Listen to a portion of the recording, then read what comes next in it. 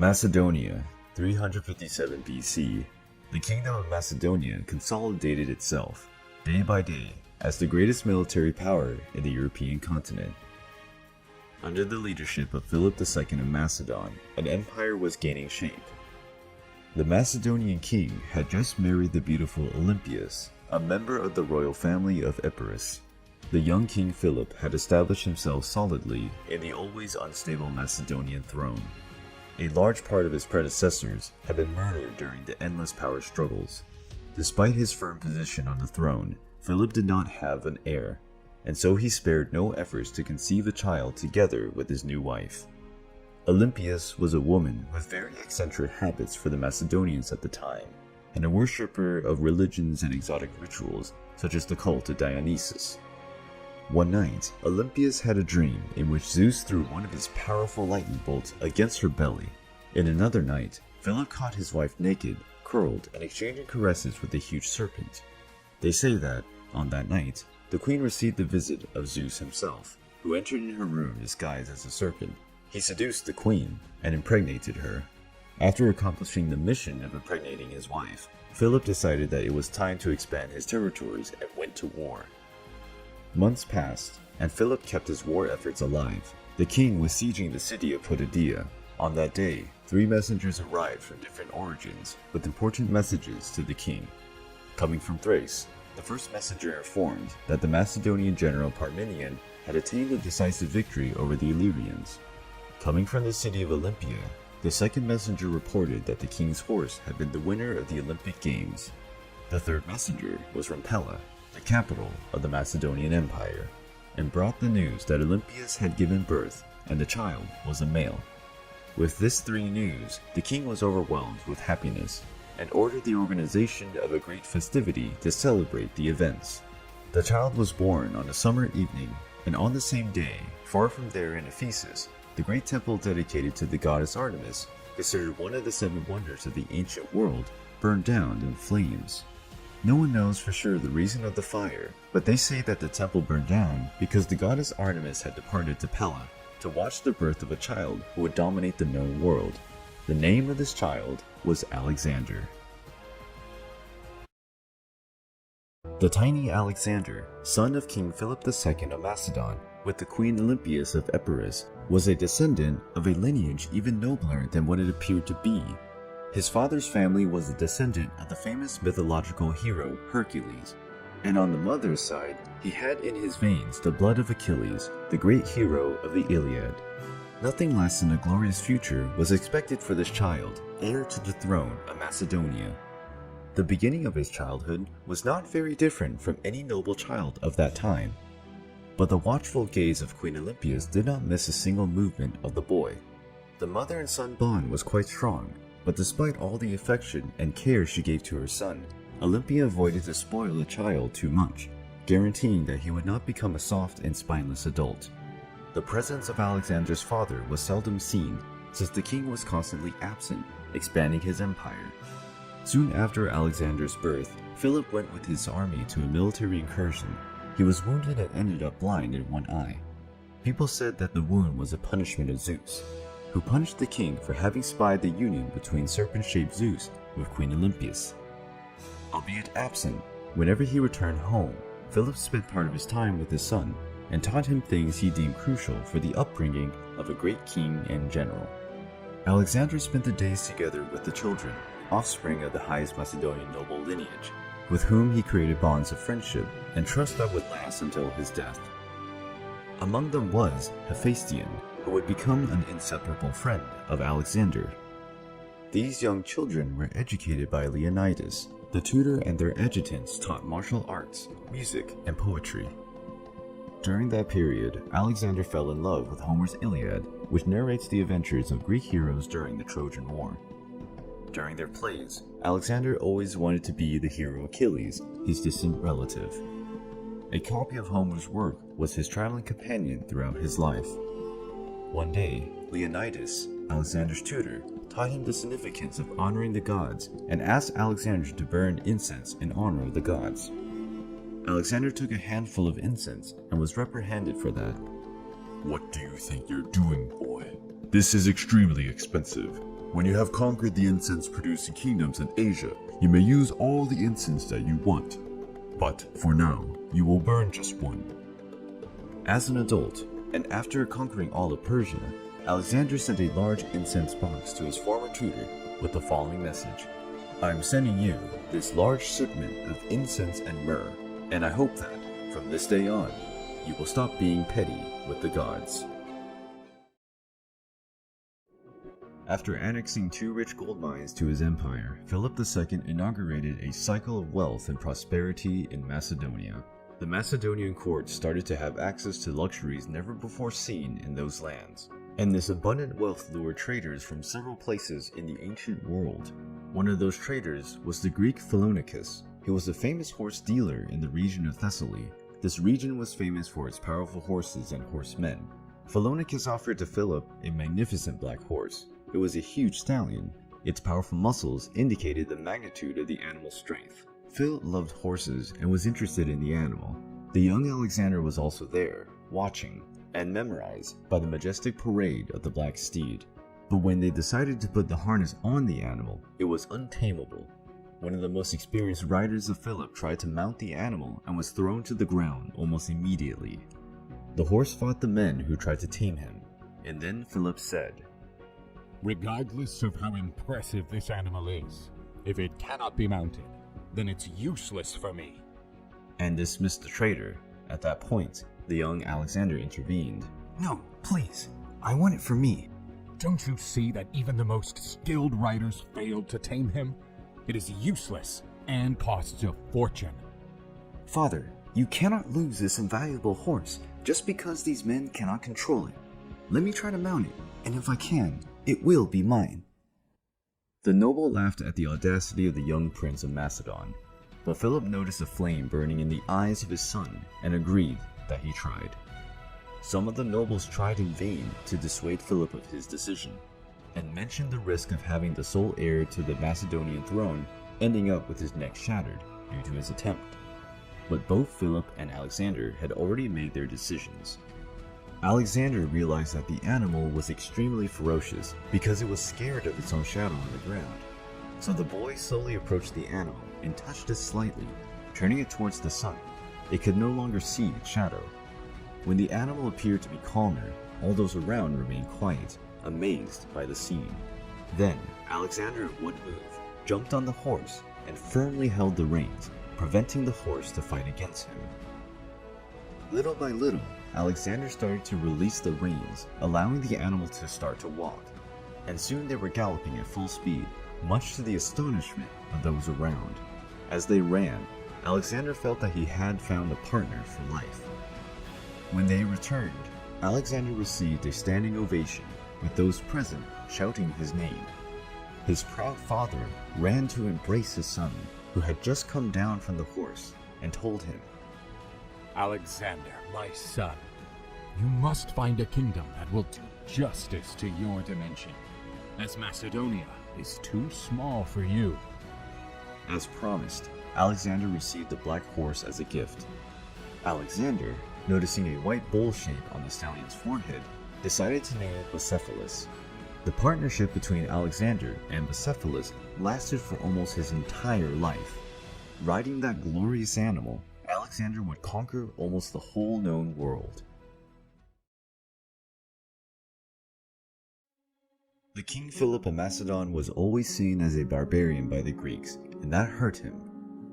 Philip realized that, day by day, the impetuous boy Alexander was becoming more like him, and that his Macedonian tutors, albeit devoted, would not be able to shape the son he had envisioned, and their efforts would just create yet another barbarian Macedonian in the eyes of the Greeks.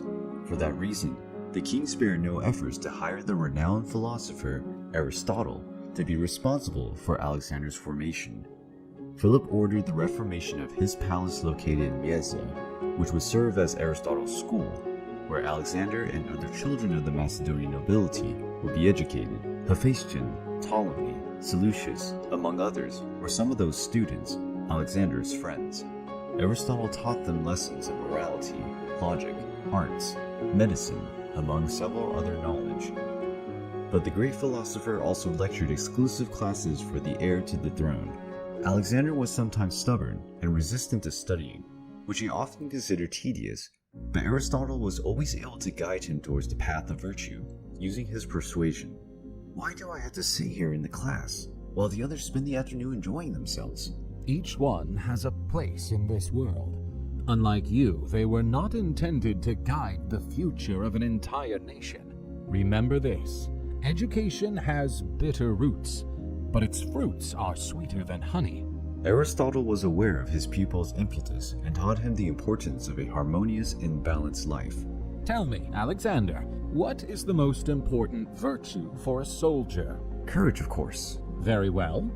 But what happens if a brave warrior decides to abandon his formation and face the enemy's army all by himself?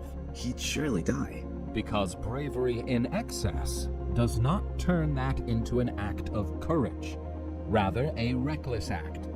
And so the excess of courage is a vice and not a virtue. But what would happen to that same man if he decided to contain his courage and started to fear too much for his own life? He'd be a coward. Precisely. And that is why it is important to always find the middle point. And so, you will find balance. Alexander had a profound admiration for Aristotle, and for years, he received the best education that a prince could have. Meanwhile, Philip achieved victory after victory, hence expanding the Macedonian Empire. Learning about his father's achievements in the field of battle, Alexander said, My father is conquering everything in front of him. I'm afraid that nothing will be left for me to conquer when my time comes.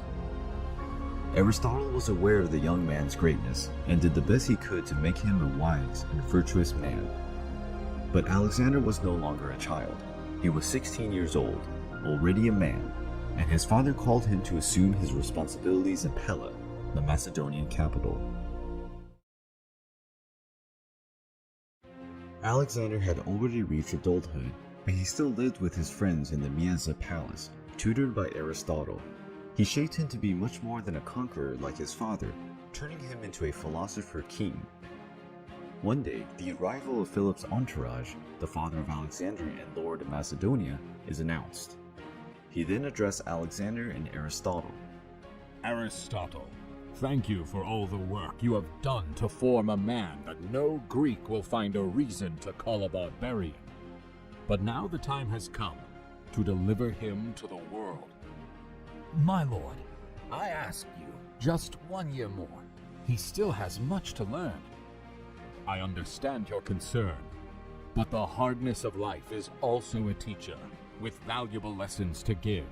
Alexander went with his father, checking the condition of his army. The young prince was excited. The time to combat alongside his father in the battlefields had finally arrived. Alexander, I introduce you to the Hetauri, the king's companions. This is the elite group of the Macedonian cavalry. And now I give you the command of the most feared cavalry regiment in the world. The companions were comprised of children of the aristocracy and held the positions of greater prestige in the Macedonian army. Alexander, I want you to understand that our phalanxes are like anvils, and the cavalry is the hammer, which, with their powerful attacks, can tumble any enemy down.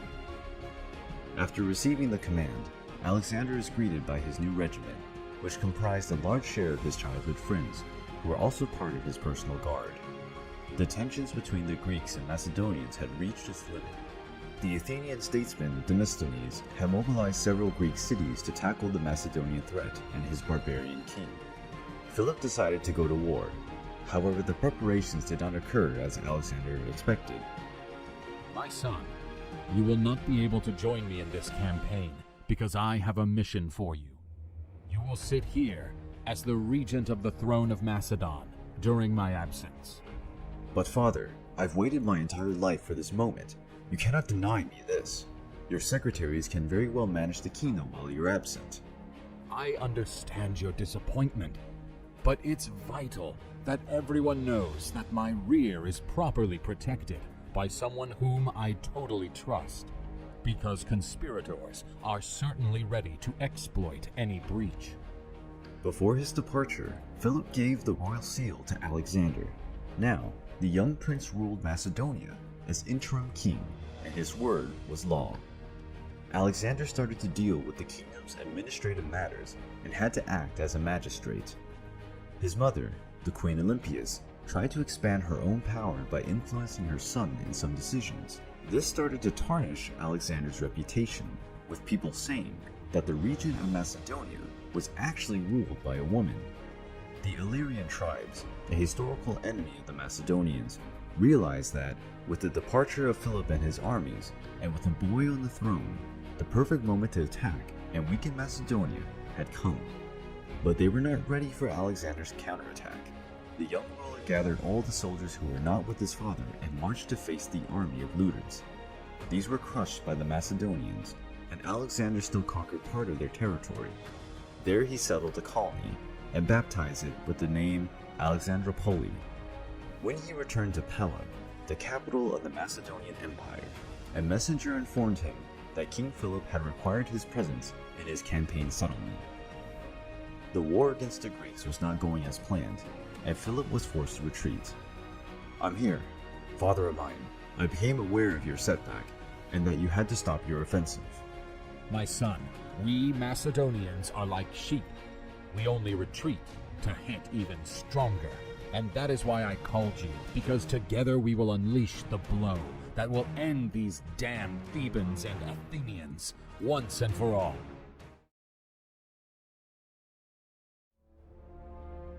Alexander was finally accomplishing his childhood dream, marching alongside his father in a military campaign. The Macedonian army sailed towards Greece. Several cities and Greek states were joining forces to halt the expansion of the Macedonian Empire's power. An unlikely alliance was formed between Thebans and Athenians, who were enemies. Demosthenes, the most famous Athenian orator and statesman, managed to mobilize part of the Greeks to face the King Philip II of Macedon. Alongside the general Chares, Demosthenes led the Athenian army to join the army of Thebes, which, few years before that, had defeated the mighty Spartan army. And so the Thebans were seen as the best warriors of their era. Much of the reputation was due to the famous sacred band of Thebes. This dreaded band was formed by 150 couples of homosexual soldiers, chosen among the best soldiers of Boeotia.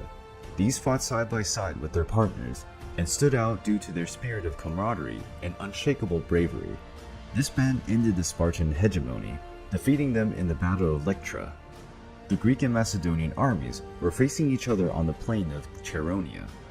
The Greeks had approximately 35,000 soldiers, whereas the Macedonian had 32,000. Philip II led the right wing of the Macedonian army, which would face the bulk of the Athenian army. Alexander in turn led the cavalry on the left wing, confronting the dreaded sacred band.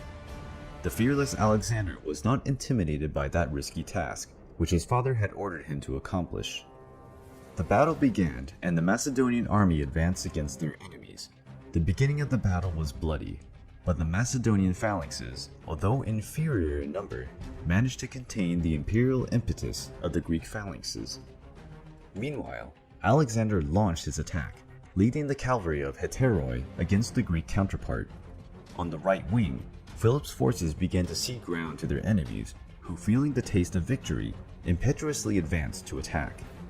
Meanwhile, the sacred band ripped the lives of those who tried to oppose them. Alexander defeated the enemy cavalry, and now Philip's brilliant strategy could be put into practice. In fact, the retreat of his men had not been a sign of weakness, but a strategy to divide the enemy line. And, seizing that breach, the Macedonian cavalry maneuvered and attacked the Athenian forces from the rear. On the left flank, Alexander readied the attack against the sacred band. These stuck their spears on the ground and prepared to withstand the charge, but Alexander and his companions faked a direct attack and just threw their darts. The Thebans used their shields as defense, but most of the shields were now useless, so the Thebans had to fight unprotected.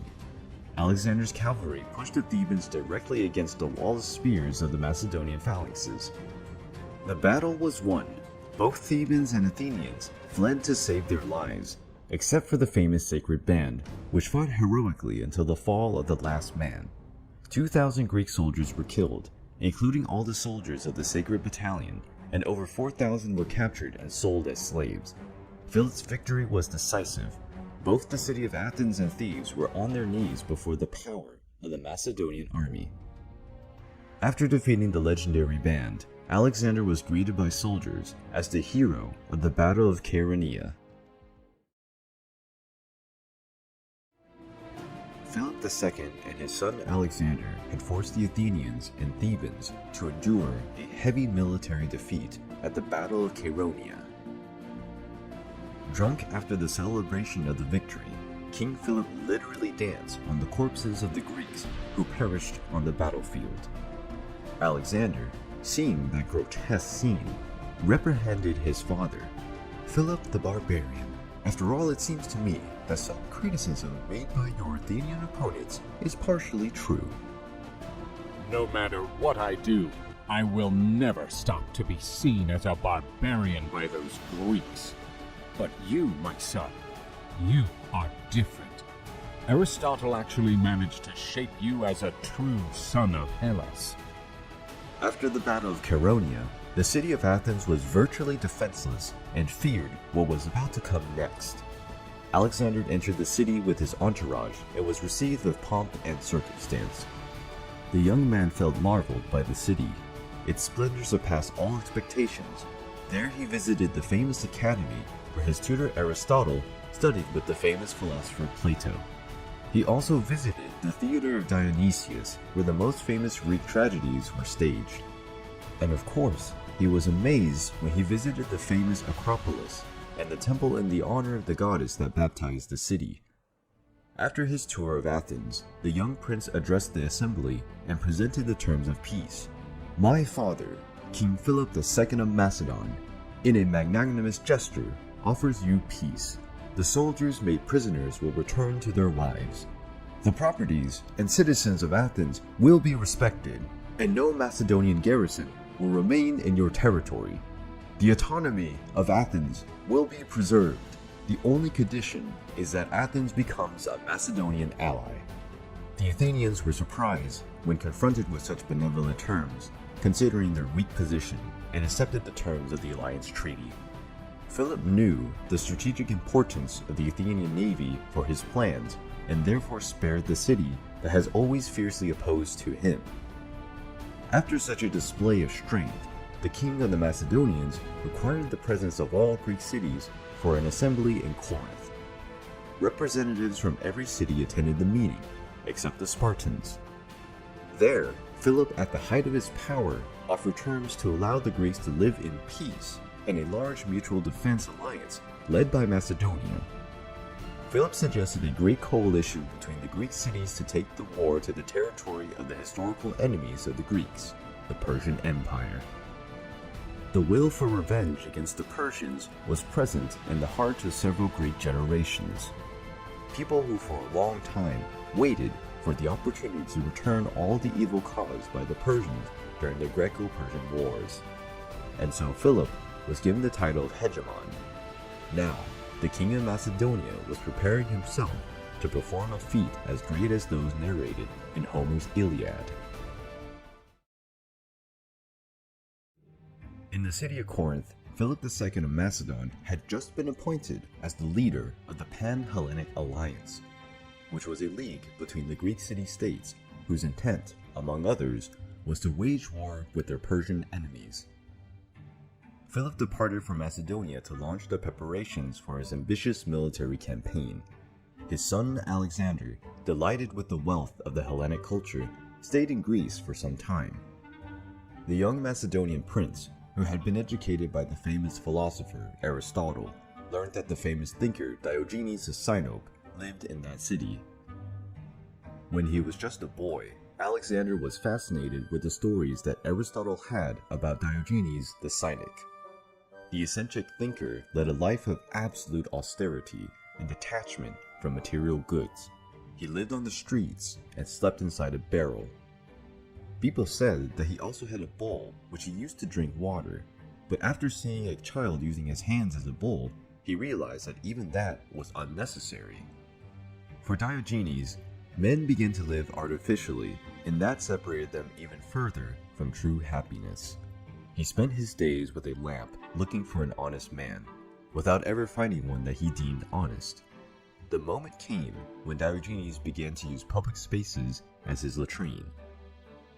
When he was reprimanded for that, he said that there was no reason to be ashamed of something that is essentially natural to every human being, and that is why he got the epithet of a cynic, a word that originated from the Greek word kainon, which means dog, since the philosopher lived like one.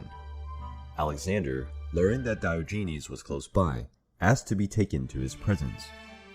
On the way, one of his men told Alexander, "Lord, this man is a lunatic." When Philip's army approached the city before the surrender of the Greeks, all the people ran to help to strengthen the city walls. Watching that whole scene, Diogenes, like the legendary Sisyphus, began to roll his barrel to the top of a hill, and when he reached the summit, he let the barrel roll back and started all over again. When he was asked the reason why he was doing such a thing, he said he felt uncomfortable to see everyone running from one side to the other and decided that he had to do something as well. Alexander found Diogenes laid down on his back, happy and sunbathing. The Macedonian prince stood in front of him and said, "I am Alexander, heir of Macedon and hero of the Battle of Chaeronea. Wise Diogenes, you can ask me whatever you want, and if it is within my reach, I will be happy to give that to you." Such a beautiful body shape you have, Alexander. You actually look like the incarnation of Apollo himself, like the sun god. Can you give me sunlight? "I'm sorry, but that I cannot give you." So, get out of my way, because you're casting a shadow. Alexander walked away, thoughtful, and his entire entourage couldn't stop laughing at the whole situation. Alexander looked back at him and contemplated the satisfaction of the wise old man as he sunbathed. One of Alexander's friends told him, "That Diogenes is far from sane, don't you think?" And Alexander replied, "If I were not Alexander, I would have wanted to be Diogenes." Alexander was still in Greece when he received a letter from his mother, Queen Olympias of Macedonia. The letter's content was worrisome. King Philip II had divorced for Queen Olympias. The Macedonian nobility never saw her with good eyes, since she was a foreigner and worshipper of religious rituals that the Macedonians deemed obscene. Philip would make his young lover, Cleopatra, his new wife, who had the highest pedigree of the noblest Macedonian families. Such a marriage would tie the royal family to all the major Macedonian families in a strong political alliance. A son of such a union would be a great political asset for Philip, but a great threat to the position of Alexander as an heir. After going back to Macedonia, Alexander got the news that Cleopatra was pregnant and that all the preparations for the new royal wedding were already in motion. Olympias filled her son's head with stories about how everyone was conspiring to usurp his future throne. Despite some exaggerations, much of what she said was true. The day of the royal wedding arrived. In order to not discredit his own son, Philip invited Alexander and his mother for the wedding. The feast was filled with drinks, and most of the guests were drunk. The wedding toast was announced. Attalus, who disliked Alexander but was also Philip's faithful friend and general, raised his cup, and looking at the prince, he said, "May the gods bless this union, and let it produce a legitimate heir to the Macedonian throne." Consumed by anger, Alexander threw his cup against the general and would have started a brawl if he had not been deterred. But apparently, the anger outbreaks ran in the family's blood. Philip, outraged by his son's behavior, drew his sword and advanced against his son. However, he was so drunk that he'd eventually stumbled into one of the armchairs and ended up on the ground. Alexander, pointing his finger to his father, said, "So this is the man who will go from Europe to Asia? How will he do that? He cannot walk from one sofa to the other." If both had not been stopped in their tracks, a great tragedy could have happened that night. The next morning, the king demanded his son's presence. However, Alexander and Olympias had already departed towards the kingdom of Epirus, where his uncle on the mother's side, also named Alexander, granted asylum. Alexander, after months in exile in Epirus, encountered a messenger from Macedonia. He announced that, due to the birth of Carinus, the youngest prince of Macedon, King Philip had decreed amnesty to all those banished in exile, and so Alexander could return to the Macedonian court without having to fear any backlash. Philip knew the risks of leaving for Asia with a baby as heir to the throne, and therefore Alexander's return was essential for the safety of his plans. In yet another diplomatic move, Philip decided to marry his daughter with his brother-in-law, the King Alexander of Epirus. With this alliance, his position in Europe would be strengthened, and as a bonus, the wedding party would be an excellent excuse to set a grandiose celebration before his departure for Asia. Alexander returned to the court, and in the beginning, it appeared that everything between him and his father had been settled. But his mother, Queen Olympias, did not fail to poison her son's mind against his father and rivals in the court. She even suggested actions that would be considered a true betrayal of the gods and men. Philip had just returned from the Oracle of Delphi, and there he had received the following message. The bull is ready for slaughter, the end is near, and the slayer is present. Philip interpreted the message in a positive way. The Persian Empire was going through a civil war, and therefore was vulnerable, and he would assume the role of slayer and subdue the powerful empire. The day of the great wedding celebration had arrived. Dignitaries from across Greece were present to pay tribute to Philip. Alexander and the royal guard were the king's protectors, but he dismissed all the bodyguards and decided to make a triumphant entrance. Alexander insisted to stay behind his father, and the latter told him, I know that you want to appear by my side as the legitimate heir, but such demonstration is unnecessary. Why would you think that I don't see you as the future king, after having invested so much in you? But for now, leave me alone. This is my time. Alexander walked away and watched his father enter the tunnel that led to the great theater, where all his guests were waiting. When he appeared on the other side, Philip received a standing ovation from the crowd, and at that moment, he felt like a true god among men. However, one of his bodyguards grabbed a dagger and stuck it deeply on the king's ribs. The murderer ran away, but he was captured and killed by the royal guard. Alexander ran to his father. He, in his last breaths, contemplated his son, looking at him from high above, and before dying, he was sure that the powerful young man, who looked more like a god, would achieve feats that he could never even dream of. While everyone was still perplexed, Ptolemy and Hephaestion, loyal friends of Alexander, shouted, Hail Alexander! Long life to the king! Alexander, king of the Macedonians! Oak branches were placed on his head, which were adorned before the now deceased king. With that started the reign of the young man who would one day be known as Alexander the Great.